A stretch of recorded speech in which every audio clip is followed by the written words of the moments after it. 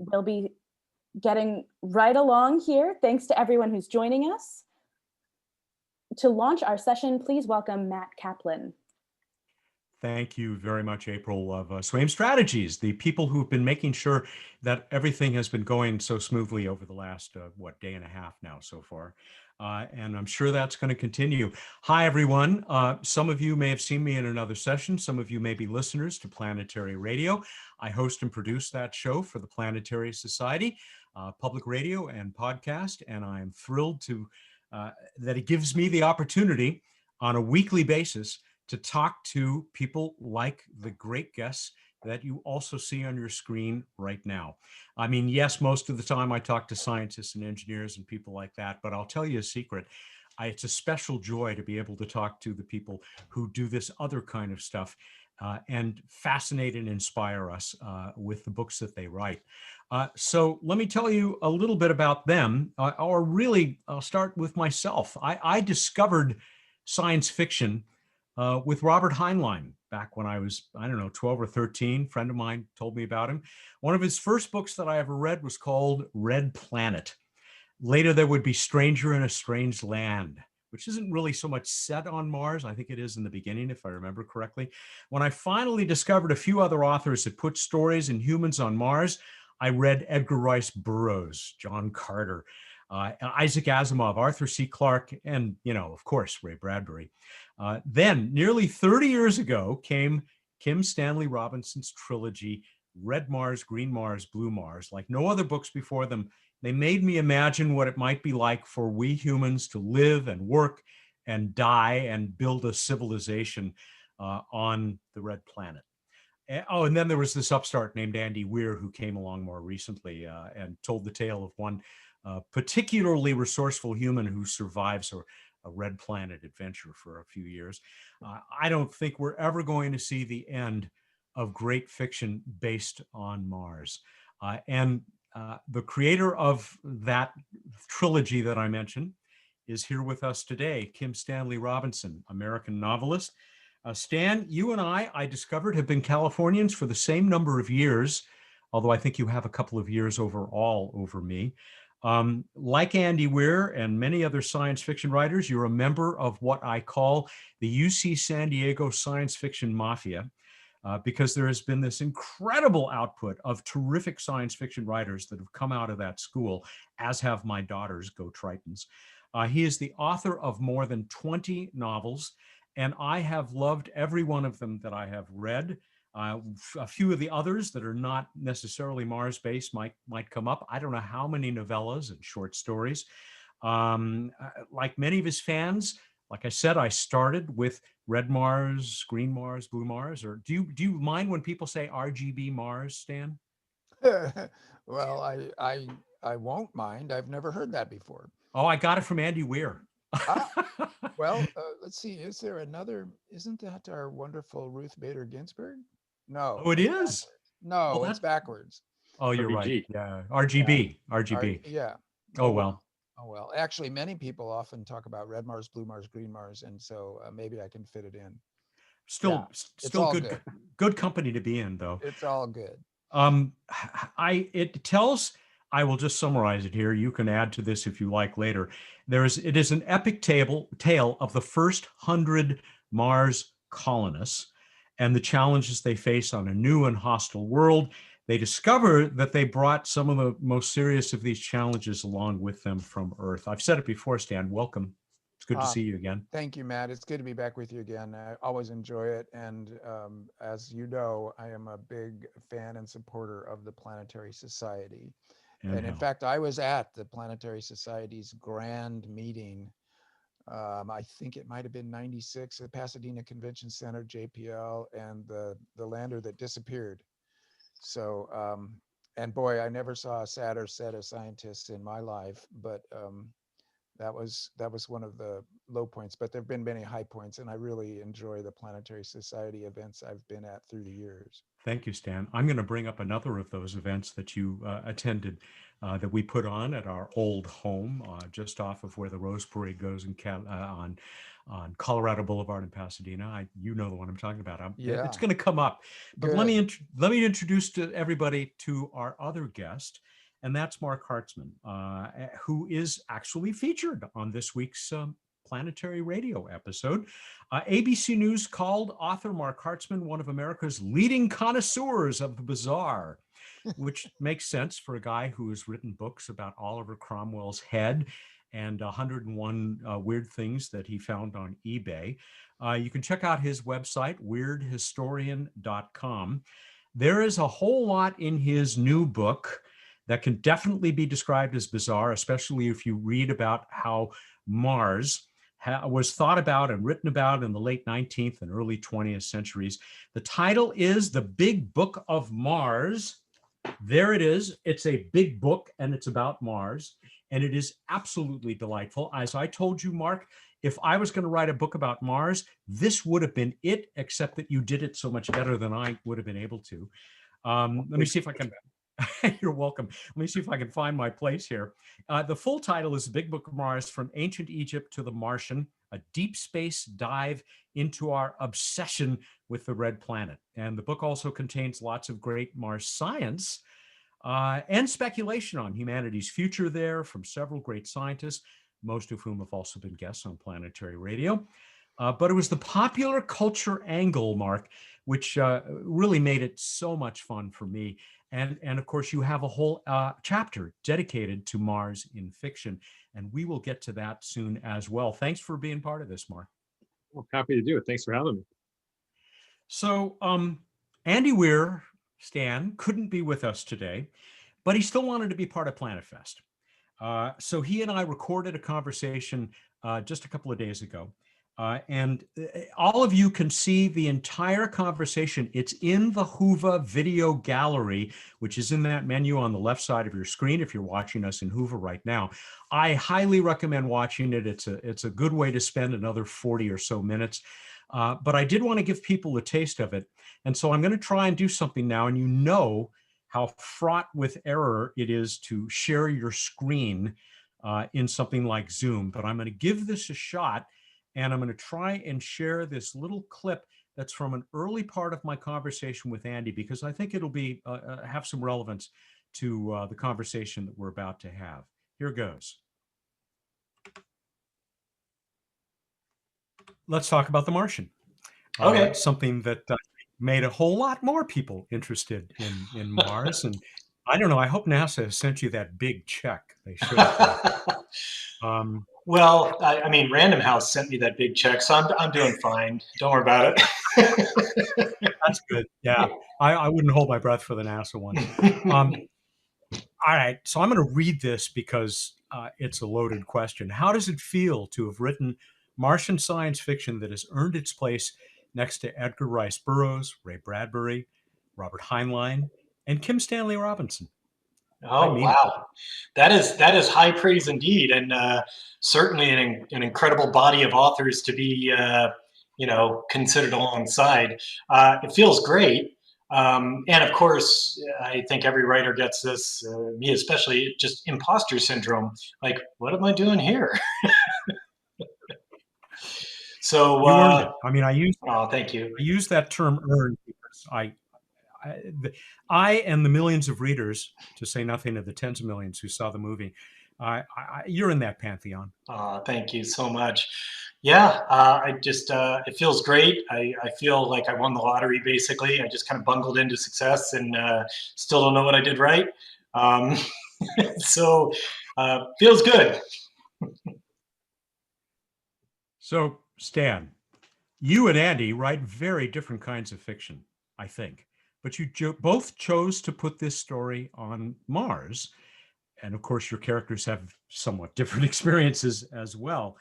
I definitely put the trilogy in that, at that level, in that pantheon, as I said to Andy. I really believe it is a masterpiece. Well, thank you.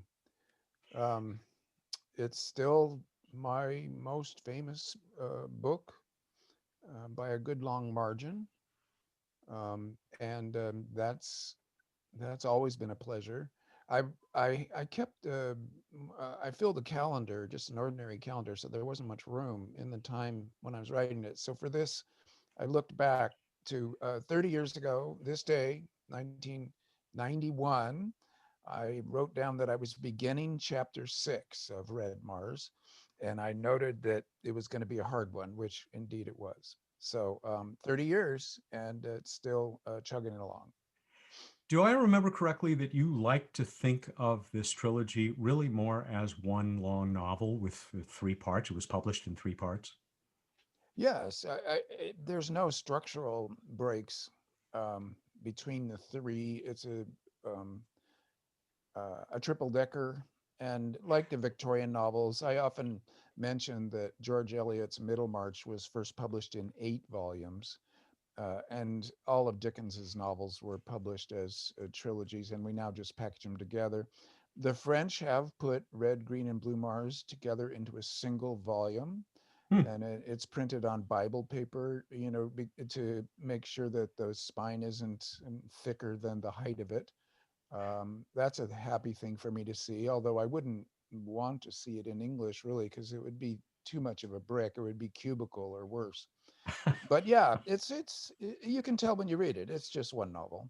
In fact, I think that the gap between the end of Green Mars and the beginning of Blue Mars is something like 10 minutes or something, just to Hmm. emphasize that point. I'm going to guess there might be at least one person out there who has not had the pleasure of reading it yet. Did I do it justice? Is there anything you want to add to my thumbnail, barely a thumbnail description of the series? Sure. I mean, it's not just the first 100. They are my anchor characters, but with the help of a biological longevity treatment, the the novel covers the first 200 years of human inhabitation of Mars, approximately, and it describes a fairly rapid um, terraformation of the planet, which is why the green and the blue, such that by the end there are oceans and maybe I don't even remember, but millions of people living on Mars. So it's by no means just the story of the first arrival, although that forms a big part of Red Mars. But by the time Red Mars is ended, there were lots of other people there. Things are falling apart. So I guess I would say it's a kind of a historical epic that is more than just my first 100 who are anchor characters. Epic is the right word. And of course, you learn fairly early in Red Mars, it's actually 101. But Oh yeah, yeah, the stowaway. Yes, indeed. right. Um, if you were just beginning to write this trilogy today, how would it be different? Would it be different? God, Matt. Yeah, I wouldn't be capable of marshaling that much patience and a meticulous uh, focusing of energy for, I guess it was about 7 years. God spare me that. Yeah, I loved it while I was doing it. I lived it, considered myself to be a Martian. Um, but that's 30 years ago. So I'm into a different incarnation, you might say. Well, I'm sure glad that you got to it 3 decades ago.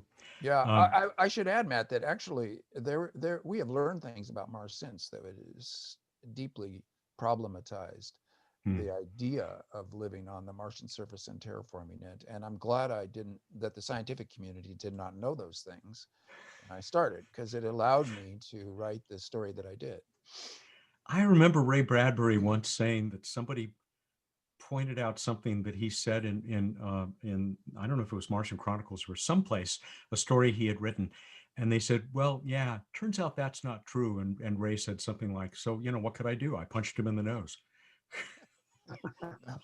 Well, I like the way science fiction continuously adjusts itself to the new facts that science brings to it. That's what science fiction can be quite good at if you want it to be. You can also do a nostalgia trip, and people do that sometimes. The Roger Zelazny famously he wrote the last Edgar Rice Burroughs Mars story, in the late 60s.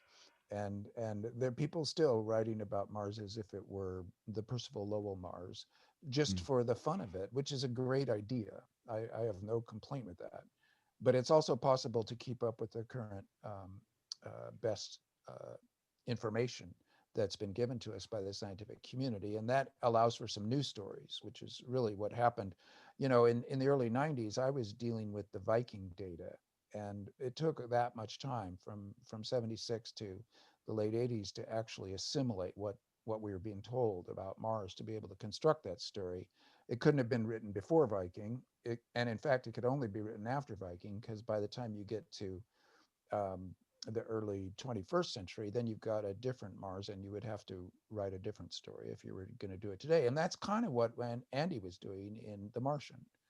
Yes, and even Andy has said, I asked him the same question that people can hear in that pre-recorded interview, and he says, oh yeah, there's definitely stuff like all the stuff that Mark Watney, his character, had to go through to get water on Mars. He had to make it.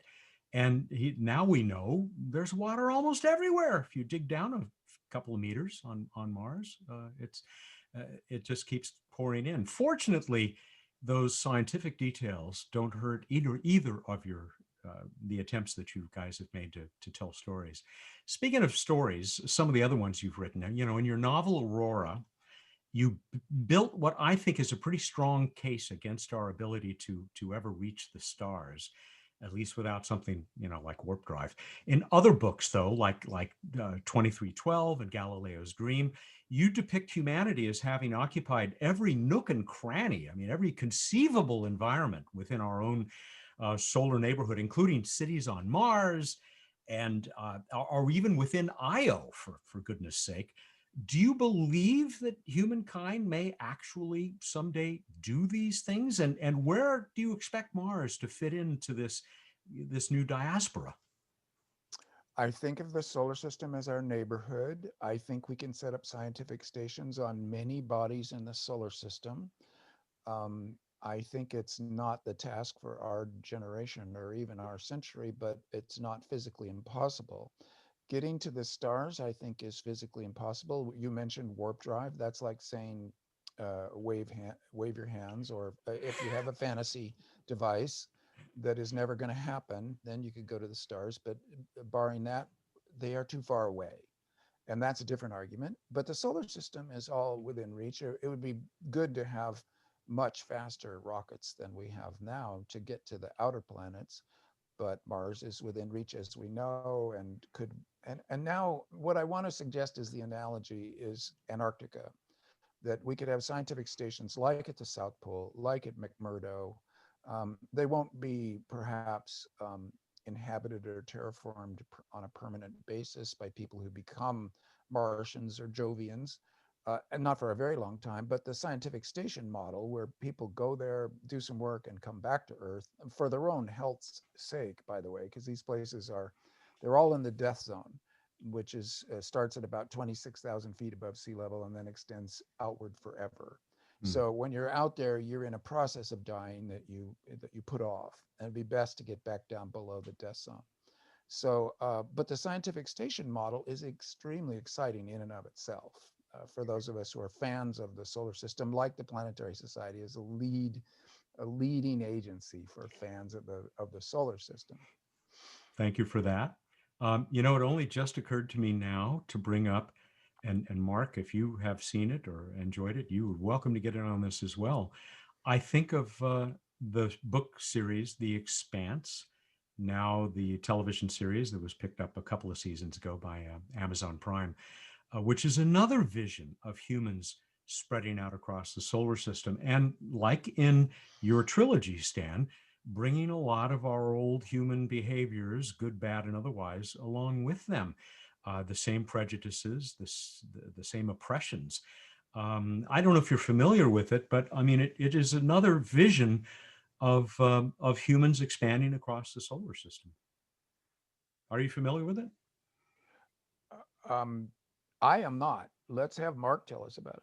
Yeah, Mark, are you? I may be on my own here. I haven't seen it either. I'm sorry. I can't. Not a problem. We will move on because we have lots of other stuff to talk about. You heard Andy talking about how much, and he had other things to say later in the interview, Stan, about how much he admires your work and this trilogy in particular, and how to him it kind of combined the best of Ray Bradbury and the best of the hard science fiction authors like the Heinleins and Clarks and Asimovs, people like that. I'm just wondering, what influence did these greats of the past have they had on you and your approach to writing, not just the trilogy, but maybe a lot of your other writing? I mean, back to Burroughs and Wells, if you like. Well, I read all the Martian literature and loved it all. The science fiction writers of that generation that were most important to me were Asimov and Bradbury and Clark. I never liked Heinlein, and that's just the way it is. But Asimov was a very skillful storyteller and a great liberal icon for a scientist. Same with Clark, and then Bradbury with his kind of poetic, dreamlike quality was, and also the way that he taught general American culture, that science fiction had things to say in the literature of our time. So he was a crucial figure in that regard. And I either met or, in Clark's case, talked on the phone with all of them when I was young, and I'm really glad that I did, because it creates that kind of personal connection. And then it does go back to Percival Lowell, and that created a great explosion of Martian literature, as I know Mark can tell us about too. So I'll leave that to him. But I know that Percival Lowell's kind of hallucinations through his telescope in Flagstaff of the canals on Mars, it spurred an international explosion of interest in Mars that has never gone away. And I like that whole lineage. Mark, let's go there. I had another opening question for you. Thank you for being patient through all of this. But because Stan has brought up good old Percy, let me share the screen here once again. And the first slide, the one that I forgot to show, is in fact the edition of Red Mars, Green Mars, Blue Mars that I read, and is still on a shelf either behind me or the one off to my right here. But the next slide here is the one I want you to talk about a little bit, because it's safe to say that this kind of headline, and it was fiction, but it was presented as fact by a newspaper. Do you also look back to Percival Lowell for generating this kind of interest, excitement, and delusion? Oh, absolutely. I mean, Percival Lowell influenced so many people, as Stan, mentioned. Certainly influenced Edgar Rice Burroughs. I mean, you see the canals that John Carter's, going through on Mars, and of course, John Carter starts off in the cave in Arizona. I imagine not far from Flagstaff, where the observatory was. And I mean, also, it's interesting that you have Hugo Gernsback, who grew up reading Percival Lowell and was really inspired by him, and he's the guy who coined the phrase science fiction. He used fiction to imagine all kinds of different scientific inventions, in his magazines, imagining television, air conditioning, video chat. I mean, all these amazing things. And he coined the term science fiction. So if you look at it that way, I mean, without Percival Lowell, when would we have gotten the name science fiction to begin with? So yeah, a lot of writing certainly influenced by his ideas and the imagination it sparked in the different writers. This I love. I mean, I don't know if you can zoom in on that a little bit, because I don't think so. I wish it gave me that capability, but no, I'm afraid not. And now we've dumped out of it altogether. Let me get back to the shot and see if I can pick that up. This was from 1912, this article in the Salt Lake Tribune. And I mean, there was just so much hype and excitement around Mars, especially, the few years before this in 1909, there were so many scientists attempting to contact Mars when Mars was in opposition, either through giant mirrors or in Professor David Todd's case, a hot air balloon that would ascend 50,000 feet was his plan to receive signals without interference. So this was just, very, very smart people, well-respected people trying to contact Martians. So it's very much in the imagination and discussion around the world. So this article runs, as you can see, the headline, "Mars People by One Vast Thinking Vegetable." And it's such a great illustration. I mean, you obviously see the giant eyeball coming out from Mars, but then below you can see a plant eating a beaver. And they're trying to make the case, like a scientific case, like, well, on Mars, we could see all the vegetation growing alongside these canals. So of course, playing into the canals. And so they believed that Mars was hospitable to vegetation life, but not, animal life of any sort. So they thought the whole thing had become one giant vegetable. And the mountains of snow that scientists thought they were seeing was actually this giant eyeball, which could extend out and oversee all of the vegetation growing on itself, and could also look out into the solar system and spy on Earth and so forth. And you can see even there, the lower left corner there has H.G. Wells's, octopus-like creature, and it talks about how this creature was able to develop intelligence. And so they thought, well, so here's just the case of that, and now it's vegetation acquiring intelligence, and again, kind of comparing it to carnivorous plants here on Earth, can develop in certain ways. So yeah, and to add credibility to it, they said this was all from Professor William Wallace Campbell at the Lick Observatory, which it wasn't. In fact, he had said that he didn't believe in any of this stuff, but they took all the kind of scientific facts and they wrote it very, very seriously, as if this was a thing. And with everything else going on, like, well, why not believe this, And this barely scratches the surface of, thanks to your terrific research of what you present in this book. I mean, there's page after page of these great fantasies about Mars, many of which were presented as fact. And then the people who, you dedicate the book in part to, what's her name? Umaruru, the Martian woman that supposedly was in telepathic communication with this English gentleman. But it's chapter 4, I think, in which you titled "Mars Invades Popular Culture." You have everything in here from H.G. Wells through Orson Welles to my favorite Martian, Ray Walston, I miss you, and The Martian with the tip of the space helmet, even to the classic Santa Claus Goes to Mars, or Conquers the Martians, pardon me. And Stan is in here too, so I know that you talked as well about doing the book. Where do you think that Stan's trilogy, the RGB trilogy, kind of fits into this grand ongoing procession of Martian obsession? Oh, I think it's fantastic. I think you wrote, it's brilliant writing, Stan. So thank you for writing it. But yeah, I think what Andy said is a great example. I mean, you took all the science you could take and then add all the imagination and the human foibles that kind of follow the first 100 and everyone that follows after that, of course, and just how you get to Mars and it's the same kind of stuff we deal with here, but just you're over there now and you have all kinds of new consequences because of it and everything you have to deal with on Mars. So, I mean, I thought it was brilliant. I'll just say really quick, because I had to read and watch a lot in researching and writing this book, and certainly Red Mars is hefty, as you kind of alluded to earlier. Yeah. I had a day of jury duty, the kind of jury duty where you sit in the courtroom all day long with no electronic devices whatsoever. So I had Red Mars in my hand, and that was valuable reading time. Got through a lot, so it was very enjoyable. You made jury duty great. Thank you for that. More reason for gratitude. That's not easy. Books are a great tech. They are just a plain old book is a fabulous technology for many reasons, and that's one of them. I certainly am not going to disagree. Mark, you include, there's this lovely sidebar page about Ray Bradbury, somebody who I interviewed, I think, at least 10 times.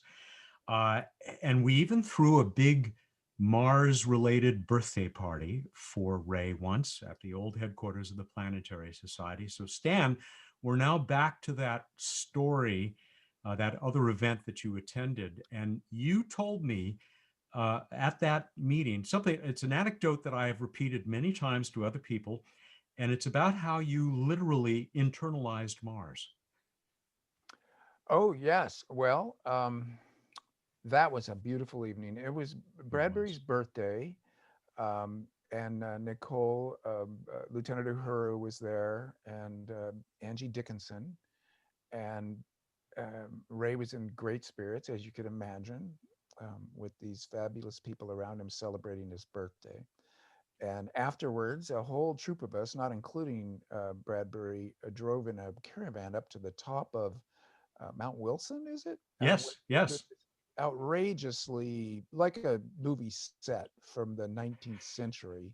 The telescope up there is ridiculously old-fashioned and dangerous, etc. But we got to look at Mars, which was too close for the Mount Wilson telescope to give you what you might want, because it's like looking at the moon or something. The light blew out the telescope, so we looked at Triton instead, Neptune's Triton. It was an astonishing thing. So, but to get to your question, yes, when I was finishing Blue Mars, a great reader of my work, a guy named Stuart Atkinson, a British observer and an amateur astronomer and teacher, sent me pieces of Mars. You know, the SNC meteorites are all from Mars, and so there's hundreds of pounds of Mars on Earth, and some of it is in the hands of meteorite dealers, a private system. They're not all museum pieces. So he sent me a few grams of Mars, and in order to prep myself for writing Blue Mars, I ate one of these pieces of Mars. This was on the suggestion of my friend Terry Bisson. I want to claim that I am not that crazy personally, but when Terry suggested it, I could not deny that it was a great idea. Didn't you then also go up on the roof? Yeah, I went on, it had to be a ceremony. I went on the roof of my house. It was sunset. It was maybe, I don't know, the equinox, or I had to do it to write Blue Mars and have, I trust that some atoms of Mars got stuck and are in my bones. I know that most of your cells recycle every 7 years, but teeth and bones, not so much. So I'm having some faith that I've got some atoms of Mars in me still. And it was a beautiful evening. I wrote, at sunset, I wrote a poem about it, which is in the Martians, the short story collection that accompanies the trilogy. So it was, the poem is dedicated to my friend Terry Bisson, because he's the only one bold enough to have thought of something like that, but I did it. Mark, you're an author, not of fiction as far as I know, but you have been able to interact with a number of people like Stan, like Andy Weir, who you also did talk to for the book. Do you have any observations about these people? I mean, some of them are scientists. Some of them aren't, just love science the way I do, and so many people watching us right now. Do you have any thoughts about these people who create these wonderful stories about Mars and other things and draw us in? Oh, I mean, first of all, I love that they do it. You know, it's a wonderful thing, and I love how science so much can inform and inspire the writers who bring us these stories. And I love the fact that their stories then inspire scientists to go try to bring certain things to life they read in the story when they were young. You kind of talked about that with Hugo Gernsback reading Percival Lowell, and people reading Hugo Gernsback and being inspired by him. And you know, there's so much of that. So I love the way that relationship works together, that sort of synergistic relationship between science and science fiction writers. But yeah, I mean, they're great stories. They just get the imagination going, and it's really great to imagine, like to kind of imagine what life could be like. You know, I think in the late 1800s, before the real hard science came in. I mean, Stan kind of referenced this before, like, okay, well, we know this science, we want to try to align the story. But before that, I mean, it was such a blank canvas. You know, that writers could just sort of project what they wanted onto Mars, to imagine what life could be like in a better way. And so I found that really interesting as I was reading some of the older books. I mean, there was one I'll just mention quickly called Unveiled in Parallel, a romance written in the late 1800s by, quote, two women of the West, was the only title they got. And they imagined Mars as a utopia where life was much better, and women could do all the things that, you know, that they should have been able to do then, but they can do now. They were running companies, they were heads of industry, they were earning money, you know, like more than men. I mean, so this was how they imagined it. Well, an earthling man was learning all these things, visiting and being shocked by all these things happening. So I love how, you know, Mars can serve so many different functions for writers, and you know, we're all inspired and entertained by it. Stan, I don't know if you have any comment about that, but I also wonder about this, you know, using Mars as an analog, as Ray Bradbury did, for what we face here on Earth. But as Andy Weir said, you really had both elements. You had the hard science of what was known at the time about Mars, but you were also, it seems, deeply concerned about the sociology that we would be challenged by there, and the environmental concerns. Yeah, well, I want to get that reference from Mark. I want to see this. I Mm. didn't know about that utopian novel by two women from the West, and I do try to collect all the Mars literature. So, and I want to add that. So I'll be getting Mark's book, and then reading more and buying more. I mean, to a certain extent, Mars is a thing that I was doing 30 years ago, but I have stayed Martian and stayed interested, and I like knowing the whole literature of it. It was clearly a space where you could imagine things were better. And so I'm not surprised by this utopian novel. And utopias from Thomas More on, and even Plato, are always set somewhere else where Hmm. they're freed from our history to try to make a better society. And the interesting project for a utopian novelist today, like myself and others, is to imagine injecting those kind of reforms and good changes into our own history right now, which is, vastly complicated by climate change. But because I wrote about terraforming Mars, yeah, that was climate change, where we deliberately pumped up the atmosphere there and altered it so it would be better for us. Now, Mars is kind of a mirror, a distorting mirror in a way, where we can think about what we're doing here. It's like a modeling exercise. And here we have to get a handle on a much more complicated system. But this is where space science comes into play. This is where Mars as an analog, or just planetology in general, we can do comparisons between Earth and Mars, Earth and Venus, and learn a lot that is useful to us here in planetary management or finessing. I mean, people wonder about which verb to use with humanity's trying to cope with this planet that we're damaging, but that we rely on ultimately for everything. So whatever you want to call that, we're engaged in it before we're actually knowledgeable enough to do a good job of it. And this is where Mars comes in now, as just as a way to help us think Earth. So I guess I would say that to end, I mean, Bradbury, what's interesting is you think of him as this blank slate, and it's true. But on the other hand, the Percival Lowell moment, that was Wells, that was Kurd Laßwitz in Germany, and Bogdanov in Russia, and Burroughs in the States, all these visions out of Lowell. But in the 30s, they were noticing, by way of the astronomers and spectroscopes, that there was no atmosphere on Mars. So Bradbury was already responding to that. The Martians were ghosts. They were in our heads. We brought the Martians with us when we arrived there.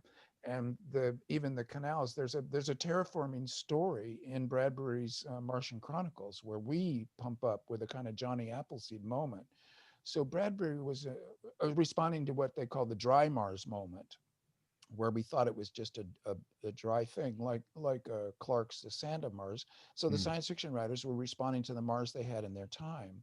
And the brilliance of Bradbury's response to the dry Mars, to say that we're the Martians, he was so quick to intuit the next reality to come along. In that sense, even though people think of him as more of a fantasy writer or a poet, he was a really excellent science fiction writer in responding to the science of his time. Well said. I couldn't agree more. And I'm glad you brought up terraforming. We only have 5 or 6 minutes left, I'm sorry to say, in this brief but delightful segment. There is a question here, which is the most upvoted question from the attendees who are watching us today. And again, thank you for joining us. And this comes from Alan Gross.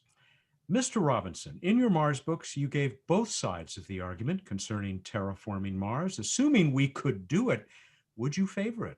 What do you think about Elon Musk's plans for populating Mars, which is kind of a separate question, but we'll stick to terraforming because, your characters, right or wrong, they get a pretty good start on it. Yeah. Oh my gosh, they do a fabulous job for 200 years, which is quite a compressed timetable, but that's what I needed for that novel. Look, it's a kind of a reward. If we get our act together on Earth, if we create a sustainable civilization that is in balance with our biosphere here on Earth, which is the project of our time, then Mars sits there as a kind of a reward for that. And then scientific stations on Mars, humans on Mars, great. It would be so interesting. Although I have to say that the general culture, as soon as scientists and technical people do something, the interest moves to the next thing. So in other words, as soon as there was a McMurdo or South Pole-like station on Mars, Mars will be less interesting to the general culture. It'll just be folded in as something that happens, like the moon was after the moon landing. This is my prediction. But meanwhile, terraforming, there's water there. We need to wet the surface to change the perchlorates into something less poisonous to us, et cetera, et cetera.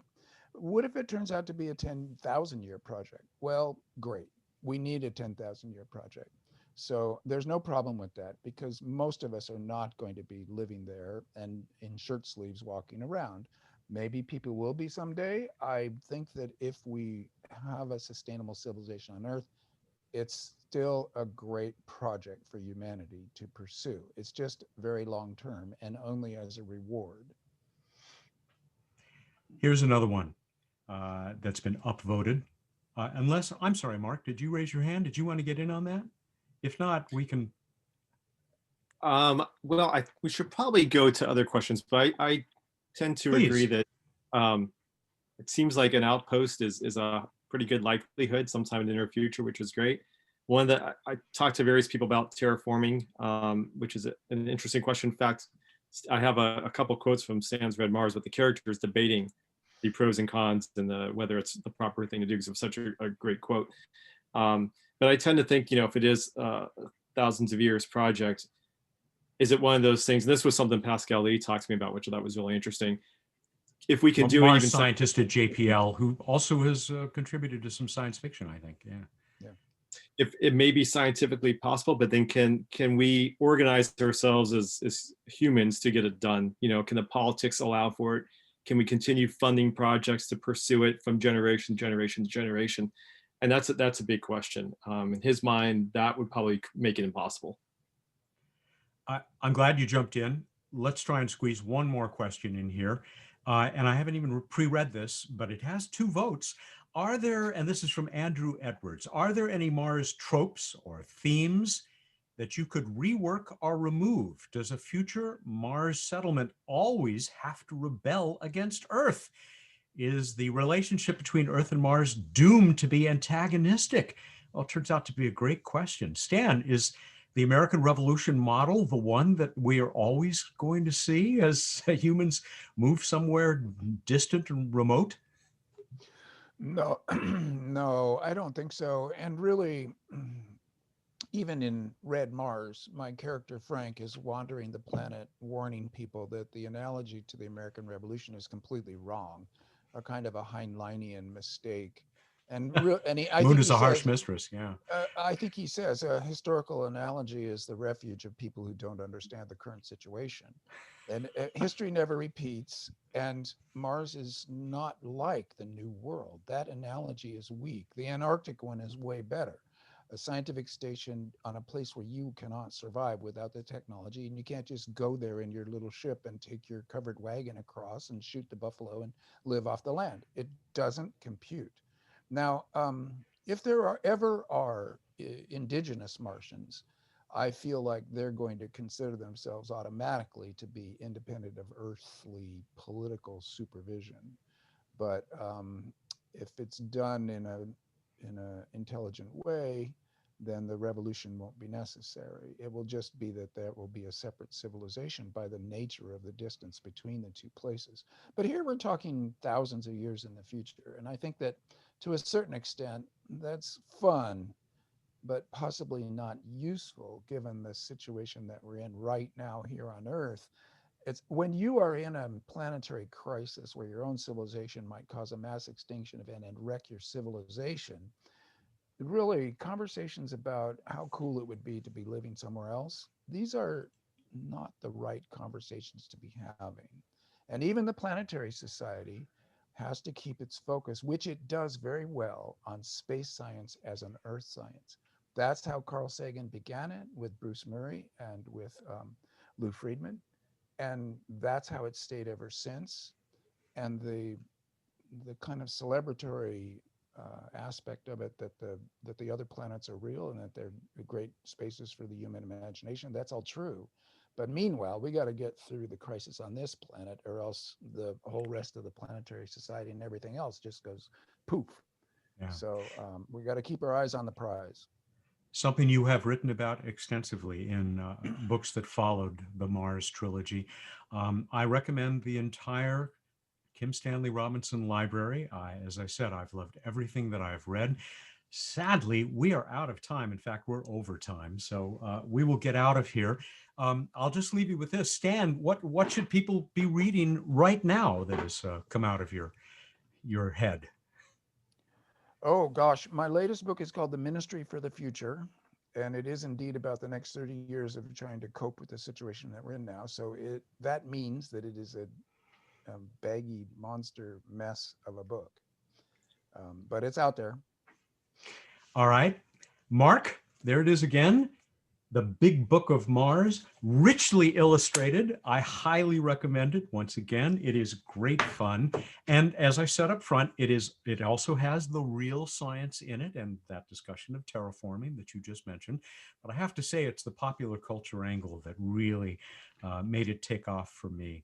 And it was nice to see Stan in this as well. I'll just remind everybody that that other interview with Andy Weir, the author of The Martian, is waiting for you in the video gallery here in Hoover. That's it. Thank you, gentlemen. I have loved every moment of this, and I look forward to any other opportunity to talk. Thanks so much. Yeah, thank you. I'm going to be getting Mark's book the moment I click off here. Smart move, Stan. Thanks. And with that, we'll say goodbye to all of you who've joined us for this session. I will be back for the closing session for this second day of Planet Fest with Rob Manning, the chief engineer at JPL, who will take us through 7 more minutes of terror as Perseverance prepares for its plunge down to the red planet's surface on Thursday, this coming Thursday. Oh, man. Take care, everyone. Thank you.